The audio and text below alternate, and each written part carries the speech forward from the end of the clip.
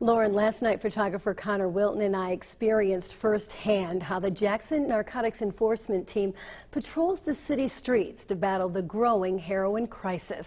Now we followed JNet with Sheriff's Deputy Andrew Sullivan, a 9-year veteran with Jackson County, and in just 3 hours he and the team pulled over a half-dozen people and seized drugs and cash. It's a sobering look at the community crisis we're facing, and it's a story you'll only see here on 6 News. If you find someone with crack, it's very rare. It's all heroin now. Marijuana's still there, but it's mostly heroin or prescription pills. And that's exactly what Jackson County Sheriff's Deputy Andrew Sullivan uncovered in one of several traffic stops during our 3-hour ride-along. So it did turn blue, which means it's positive for cocaine. Deputy Sullivan says oftentimes people use a combination of drugs to feed their addiction. A lot of times they'll use that in addition to the pills or the heroin to kind of keep themselves awake and enjoy the high. And if they counteract it with the cocaine, they can kind of enjoy it longer and stay up. It's called Rise, a recovery community located in downtown Lansing that, much like a phoenix, helps people gain a new life, rising from what many say is their lowest point ever. Well, they welcomed me into one of their recent meetings, and I was amazed by how Rise was working in dozens of young people's lives. It's a fight for my life that I make every night in this world called sober. The words of the song echo through Club Rise,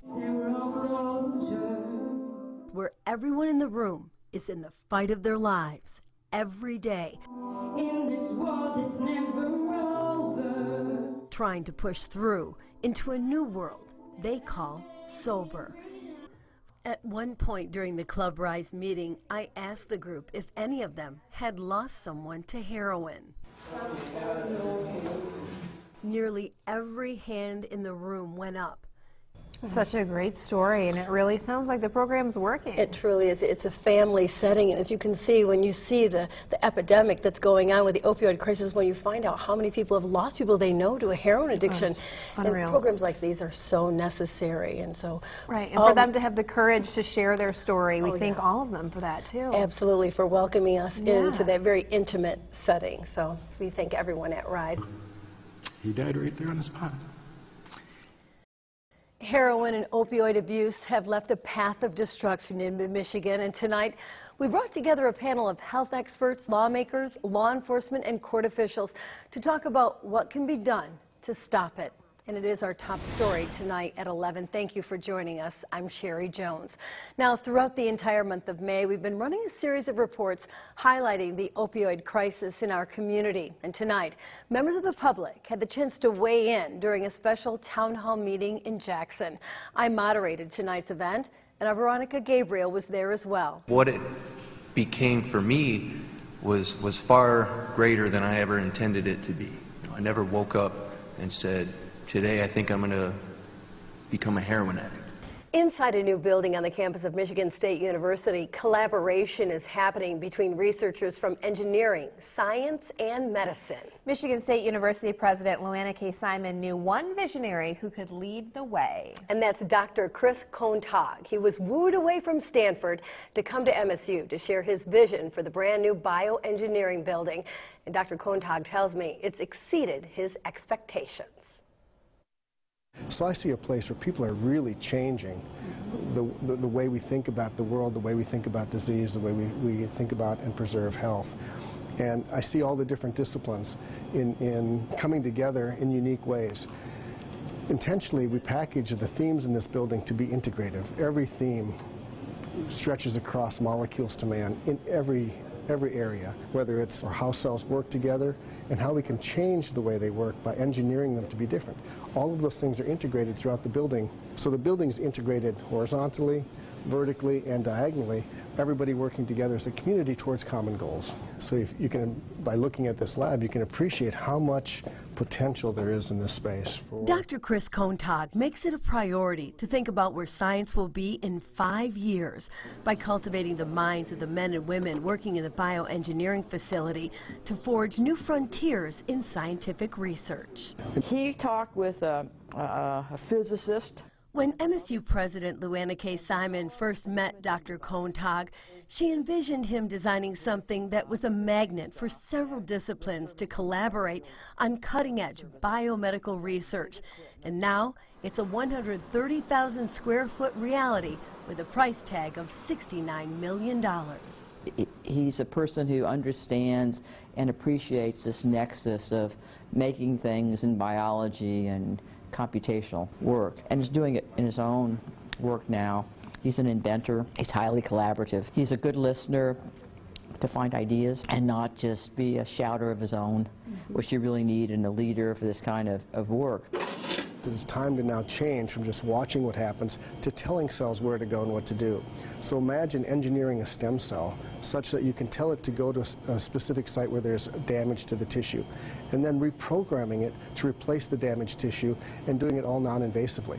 This global village trip was Habitat for Humanity Capital Region's way of connecting with its international tithe partner that also provides decent, affordable housing for families in need. And as we reached across oceans and continents, our journey not only changed the lives of these Kenyans forever, it also impacted us in ways we could have never imagined.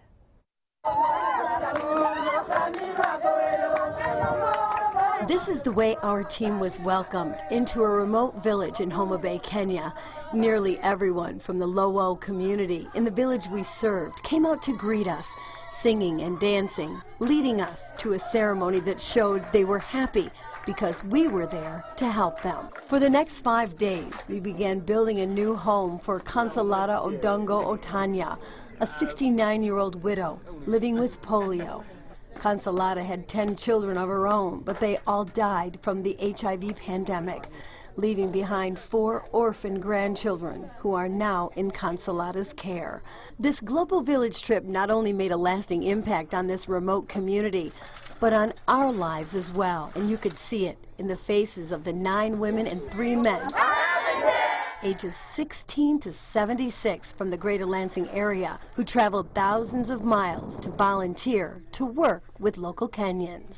If everybody had an effort like yours, we would change the whole world. Wow, that gave me goosebumps. I've been waiting to see that. Very exciting to tell. And, you know, you are over there working so hard and shooting all that video and doing the interviews to vote. Thank you. I did shoot the video, but I did work a little bit, too. It was a journey halfway around the world that would take us to Homa Bay, Kenya. We worked in a remote African village with a Lowell community, building a home for an elderly widow who's raising her 4 orphan grandchildren. Now, throughout the week, many of our team's conversations focused on the people we met and how our efforts help to improve the lives of generations to come. For an entire week, the 12 of us worked hours in the hot Kenyan sun. We started by digging up the rich soil, using primitive tools, and then moving boulders one by one, creating the foundation of a habitat home for Consolata. By midweek, we were mixing the mortar, shovel by shovel, and passing the red-fired bricks to be put into place, creating the walls for the 4-roomed home. With a team like this, a house that should be done in like 8 weeks, we are able to speed up the construction of this home and ensure that Consolata can proudly and happily get into her home. When the last brick was laid and it was time to say goodbye, there was much to celebrate. We came to build a house. We built friends and families that will keep in our hearts forever.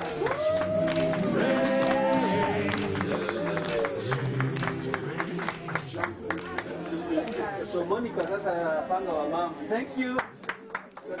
Now, this is what Consolata's home looks like right now. I also wanted to mention that eaves troughs were installed on her house to capture the rainwater, which is then fed into a tank. So Consolata now has a fresh water supply for the first time in her entire life.